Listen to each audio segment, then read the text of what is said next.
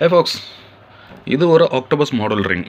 இதோட டிசைன் எப்படி கொடுத்துருக்காங்கன்னா, ஆக்டோபஸோடைய பாடி அண்ட் அதோடைய டென்டக்கல்ஸ் எல்லாம் அந்த ரிங் கையை சுற்றிக்கிட்டு இருக்கிற மாதிரி, ஒரு டென்டக்கிள் வந்து அதோடைய உடம்பை சுற்றிட்டு இன்னொரு டென்டக்கிள் அதோடைய தலையில் அப்படி கை வச்சுருக்கிற மாதிரி கொடுத்துருக்காங்க இந்த டிசைன்.